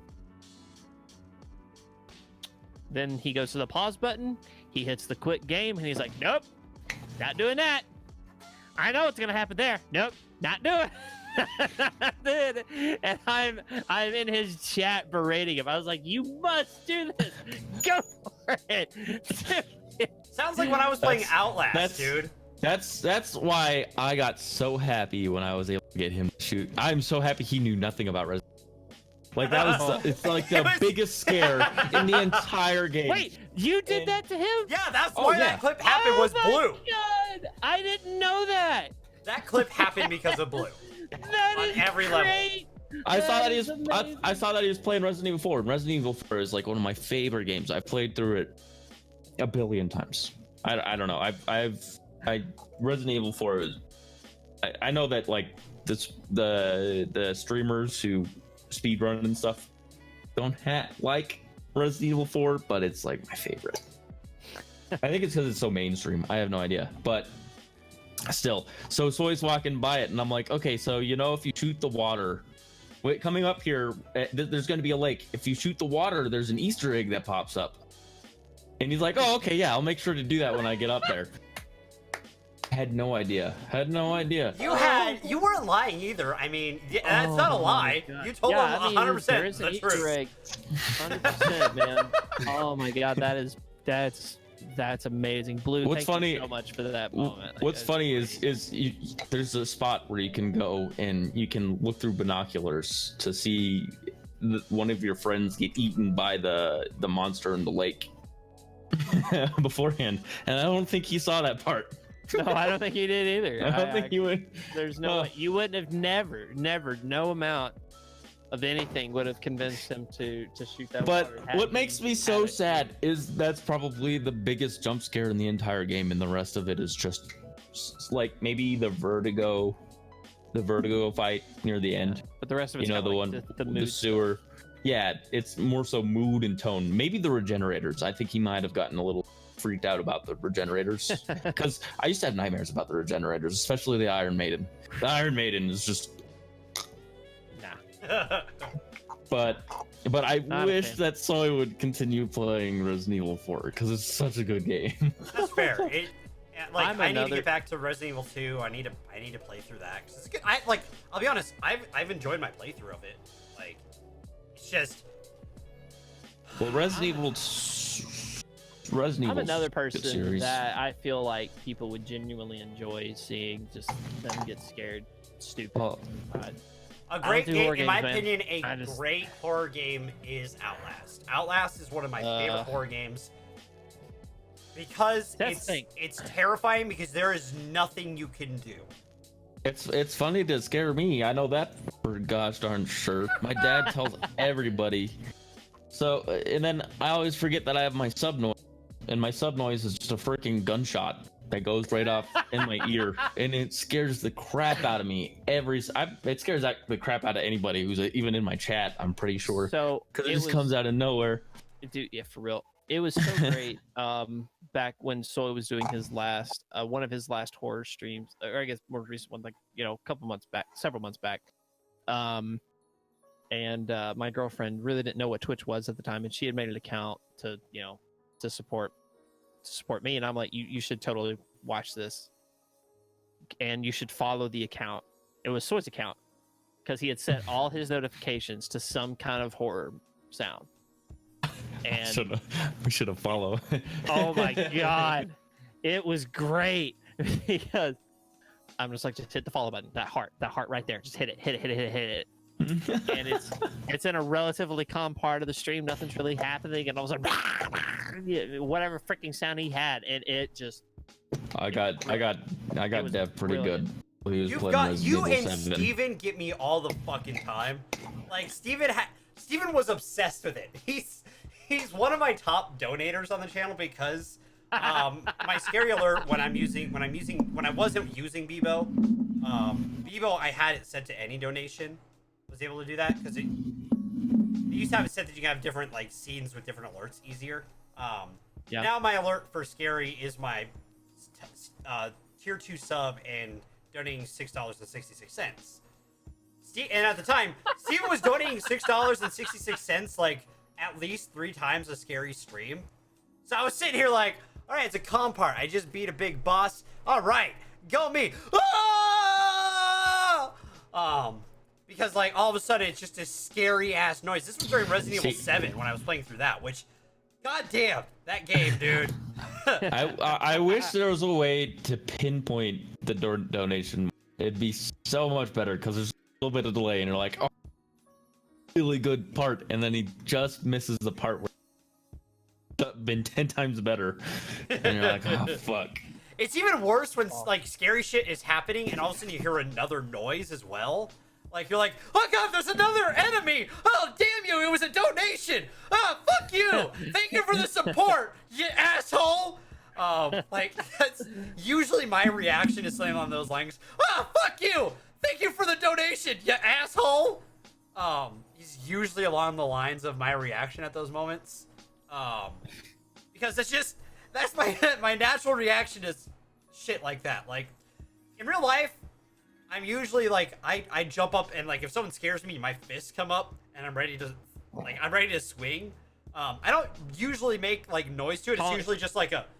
You're calling it now. Dev's gonna punch his monitor one day. Has it already happened? All right, guys, I'm going offline. Not because of getting scared. I didn't punch my monitor. I punched my mic into my monitor because I got pissed off. But okay, no, I'm talking. Okay, I want to call it more specifically a horror-induced monitor punch. It will happen. It almost happened once. Blue was there for this, and he clipped it. It's the Resident Evil stream where I got, or not, the Alien Isolation stream, and my hands went up. I'm like, ah! And I got up and just walked that way because I wanted to punch something out of fear because like it's a natural reaction to fight back. Okay. Like, yeah, no, I believe it's either that or.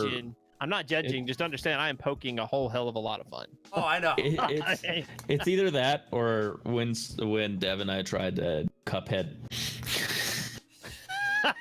That's hilarious. Blue, hand me something to throw. I need something to throw. There's an empty water ball here. Ah! I chucked that motherfucker. God damn. You would hate playing Crash Bandicoot. Dude, I would. Oh, I'd hate playing Crash Bandicoot so much, but like, I'd also know and getting over it. I don't know how I would survive that. Dude, oh my God. I really want to try getting over it. I want to try it. You've never tried it? Nope. Never tried it. Dude, oh my God. And it means that you two were probably just one of the several assholes that voted for me to play that one day. Oh, yeah. Yeah, 100%. I always try and, whenever I see a poll, whenever I see, like, it doesn't matter what it is either. Dude, understand, I was willing to buy Dark Souls to avoid playing getting over it. Dark Souls? Dude, Dark Souls isn't bad. What are you talking about? Dude, I feel Once like you know how to play it, it's not bad. Dude, I've never played it. I've actually yet to play it. I played Dark Souls 3. It would have been very entertaining for people. It's just learning. It's learning boss mechanics. Basically, it. It's Dude, like. And I did that stream, and then I did just a random stream to where I started off. No, if you put something trolly in a poll like getting over it. Dude, it was entirely troll though. Like it was. There's nothing that anybody. Yeah, but like you put the trolliest thing in there. Well, I think the least trolliest thing in there. See, to me, that's the other thing. Like, if you follow me, if you watch any of my content or play any sort of games with me, the least trolliest thing in there, in my opinion, was I know you did chasing was Overwatch placements. Because at the time, I hated Overwatch comp. I mean, absolutely despised it. See, I'll admit this. I don't hate it. I'm just not good at it. So. I hated it. And I'm like somewhat decent on a good day. So I just hated it. As soon as you put that, it was like my vote was either going to be that or Cuphead. Like, because Cuphead was on there too. I did put Cuphead. Oh, but man. Like, I knew getting over it was going to piss you off more. And it was actually, I don't know, dude, because I haven't played Cuphead, but I've seen all the ridiculousness in that. I love playing Cuphead. And I'm just like, I honestly, at least there's a chill vibe to the utter failure that is getting over it for me. Rather than Cuphead with all this bullshit happening. Like, I am into that grindy stuff though. Like, I don't know if you saw my tweet. I don't know. Where I Spyro. Cut out for a second. I did. I did. No, I know what he's saying because he said Spyro, and the tweet he's referring to is a shot of his screen with 100% across all 3 games. Oh, that tweet. Yeah. Now I remember. And in a not long amount of time from after it came out. Not a long at all amount of time. It took me 30 hours, and I just hammered it out. And then I played. Dude, I played Crash Bandicoot. I have 100%ed Ripto's Rage. I have 100%ed Year of the Dragon. I have never 100%ed the first game. Never did it. Okay, so I found out second to last level. Or no. So I had completed the game. I was just going back to collect all the gems because I really wanted. Wait, which one? All of them. So what I do is I go in and I beat all the levels, and then I'll go in and replay all the levels and collect everything that I missed. Well, second to last level, I'm almost 100% of the entire game. I find out that you can click on one of the sticks and sparks will just point to wherever a gem is inside the level. That's they started doing that in Ripto's Rage, I think. Didn't know that until the second to last level. So I had collected everything without using that mechanic. Hey, more power to you, dude. Yeah, that I never did that. Like, I don't know how I found out that this. So, like, here's the thing. I want to say in Ripto's Rage, and I could be way off base, but in Ripto's Rage, it was like after you had beat Ripto and you go back and do it, and it's like something tells you somewhere that you could do it. In Year of the Dragon, it's an actual ability that you upgrade Sparks with, like in one of the levels. Like, it's an actual ability that he gets. But the bad thing about my collection ness is that I like to play Fallout, but because I like to collect things, I always know where everything is, so I get really fast when starting a new game, unless I can get somewhere I have to either random start or do something like that. But just always remember the layouts of everything. Really bad. I don't know if you ever have that problem. I have that problem with certain I just remember this map, and it only takes me one time to go through the map, and then I'm like, oh shoot, if I go back to this map, I'm just gonna know everything in the map. I'm bored. I used to be that way with the Spyro games, like Year of the Dragon in particular. Not so much Ripto's Rage, but Year of the Dragon, back when it wasn't remastered yet, I would occasionally go back and play it, and it would take me very little time to 100% the game, just because I knew just where everything was. That's how I am with most of Wind Waker as well. Like, Wind Waker is one of those games for me that, like, I played the crap out of that. Like, there may be a few obscure things that I don't remember 100% how to get, or I don't care enough to go get, but, like, I know where all the essential stuff is, and I know how to get them the fastest, at least for me. My friend had an action replay, and I hated getting the shards, so I'd never go get the shards. I always action replay. The shards suck. The shards suck so much. I remember during that stream. That's the only. I'll be right back. Only Zelda that I haven't played over. Well, for me, like, I remember my stream of it, not the race, but the one, like, the actual playthrough of it. What's your list? What's your from top to bottom favorite Zeldas? Well, I actually have only played a smaller handful than I would like. Right now, honestly, Breath of the Wild is up there. Maybe number one. I just beat it. I just beat Calamity Ganon this week. I haven't beat the new Zelda. Dude, it is awesome. It is so cool. Like, it is a great game. And there's also, I would say Wind Waker's in my top 3.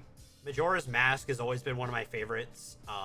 Because it's got a darker tone, and I've always liked it, even as a little kid, because it was just this kind of, like, ominous, like, feeling with the moon about to crash. I've always been obsessed with Groundhog Day stories. So anything that has, like, Groundhog Day, I feel like can do so much. And I really like the movie Groundhog Day. Dude, it's one of my favorite movies out there. It's one of my favorites. All right, and then so after Majora's Mask. Twilight Princess is up there for me. I really like Twilight Princess.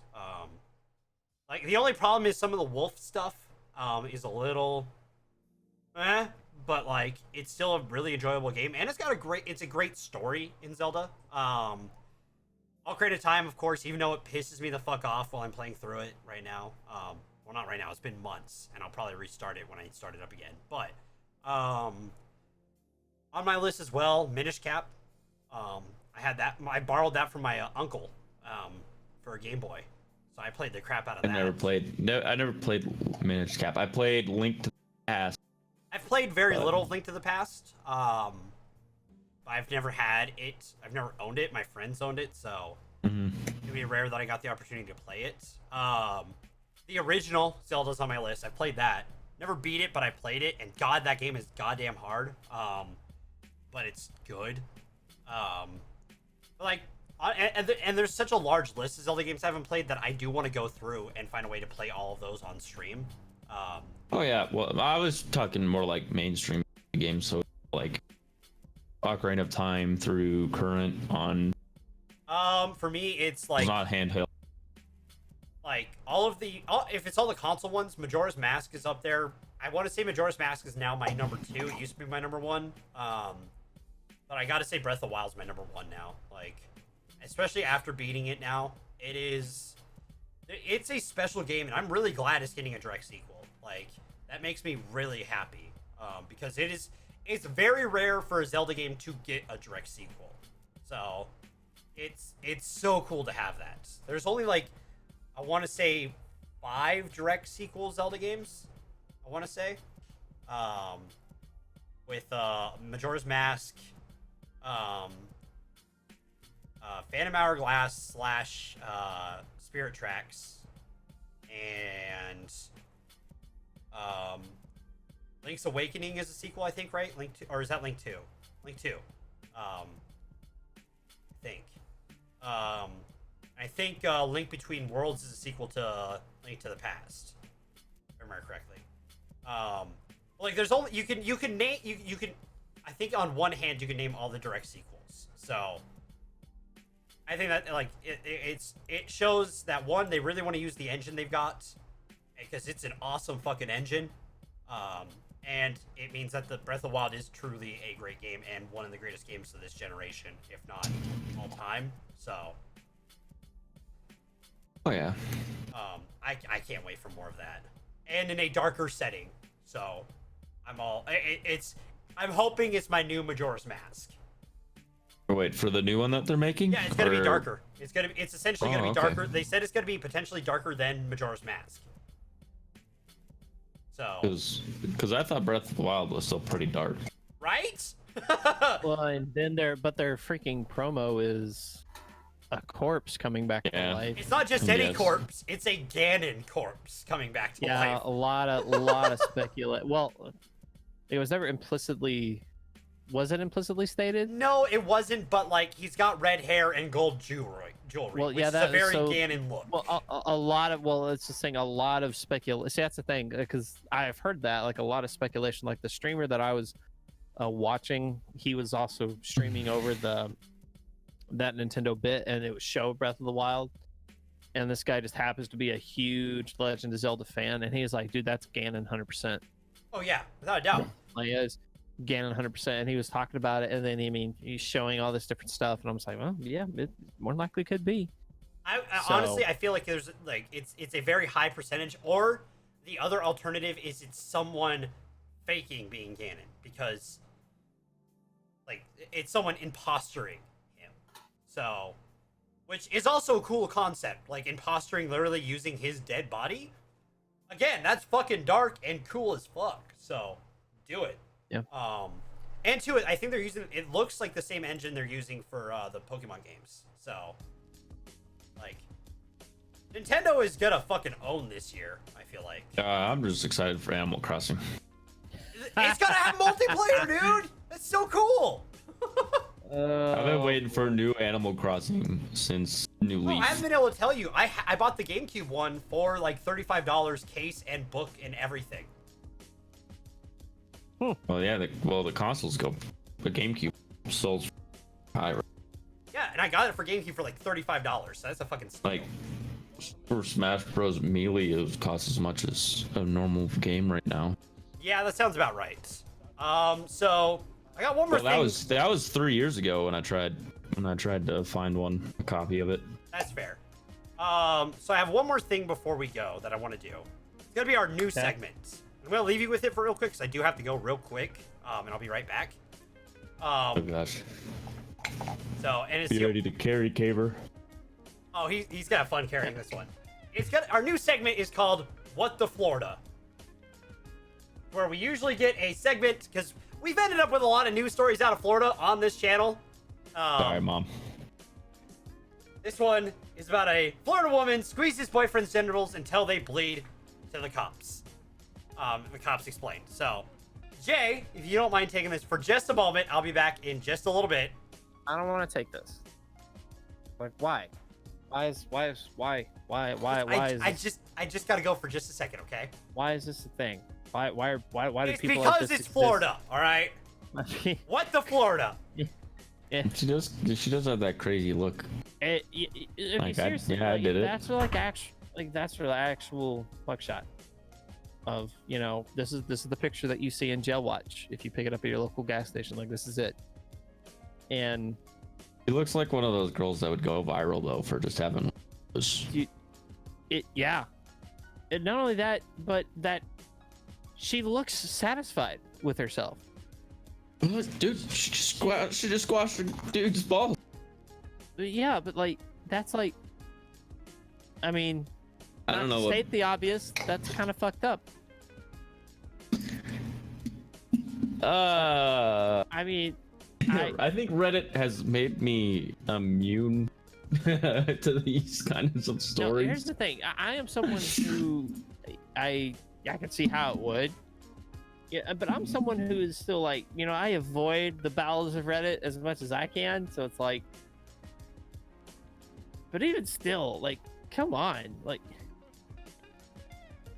And granted, I know it's not the worst thing out there, but it's like, good Lord.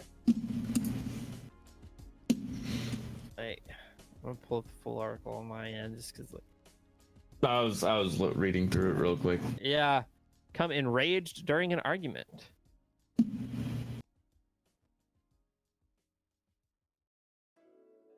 So it's just like, I have no idea. What's up? Like, do you think that he was like incapacitated? Like at that point where he just froze up?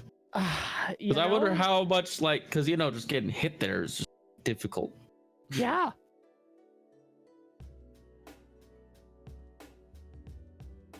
I don't really know how to talk about this story. I don't know either, and especially since, like, arrested for battery, accused of violating probation. Like,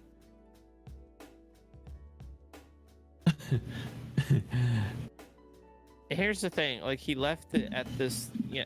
Why did he have to leave it at this headline? Why couldn't he have waited? Why couldn't he have waited? Like, hey.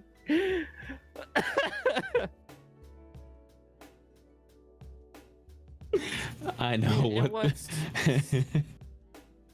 this episode's gonna be called. Silent ending. Yeah. Awkward silence ending.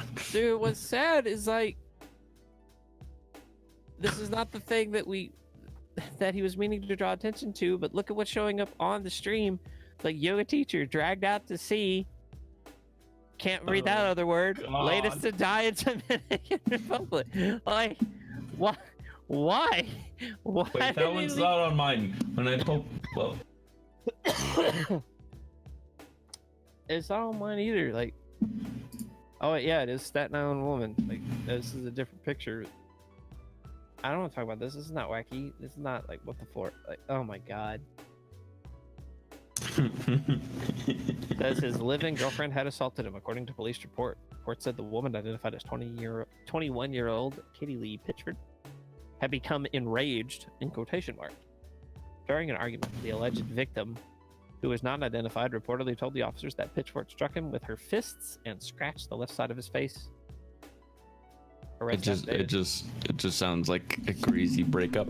Yeah, arrest affidavit cited Miami Herald said that the man's face was bloodied and had visible bruising. The man reportedly told officers that Pitchford grabbed him by his balls and squeezed them until they bled. Why did you leave this on that headline? Like, you could have just waited.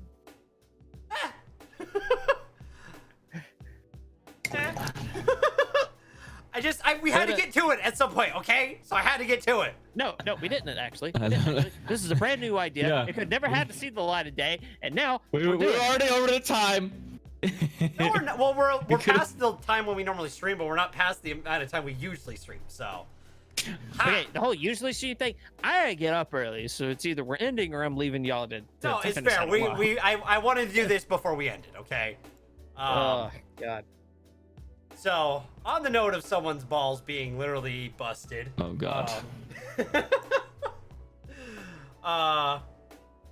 Hey Jay, What? you want to plug your stuff? Wait, how is that on the note of? Because we want to end, and you feel very like busted up right now after reading the story itself. Oh. Yeah, I guess that's a word for it. Hi guys, KaverJ here. You can follow me at twitch.tv/KaverJ or on Twitter at Kaver_J for the Twitter. These days, taking a step back from all the variety stuff I usually do, I'm going to be focusing a little more in Elder Scrolls Online these days. I'll still throw in a little bit of variety every so often, but that's going to be the game that you're going to find me in most often these days. And then, of course, on Wednesdays is Third Player Optional, which is the video game podcast found on Har Har HQ. So definitely, if you haven't been able to make it there yet, be sure to check it out. It's a lot of fun. Yeah. Blue. Yeah, right down here. I'm buying a house right now, so I have not been streaming. As soon as we are in the new place, start streaming again. But for right now, you will catch me either on here or on my Twitter, which sometimes I post weird things. Yeah, if I have an opinion on something, I'll put it out there, or if I just think something's funny, like the Bethesda conference, because it's fucking hilarious. Oh yeah. Some of those guys, I swear, some people were just trolling and just applauding as genuinely as they were. Like, is that what I would really just want to go into one of those and troll like that for sure. I would be one of those guys. Woo, yeah! Todd, take off your shirt. Dude, how funny would that be to get that on fucking live? Oh my god. Great. Oh my god. Okay, just me thinking about trolling. I like to troll. Follow me, with these handles down in this direction. And thank you. I've been your host, DorkyDev, but you knew that. You can also find us over on YouTube, where we are posting all of these streams over there about 2 days after they air. You can follow us on Twitter, is where you can find all of our updates on content. In case, like, for some reason a stream doesn't happen that week, it does happen. Technical issues, scheduling. Things happen. People work. All that kind of stuff. And we do have a Discord, so you can join that. Have fun there. So you can join us in that. It's a growing Discord, so don't be afraid to hop in there. And make sure to follow us here on Twitch. We have 3 podcasts throughout the week. You already heard Jay talk about T-Pop. We also have Critically Casual on Sundays at 1 p.m. Pacific Standard Time, where we go over movies. And it's a lot of fun. This week we're going over R.I.P.D. and Men in Black International. So thank you all for watching today. Oh, I'm looking forward to it. So thank you all for watching today, and we will see you guys next week. Have a great night, guys. See ya.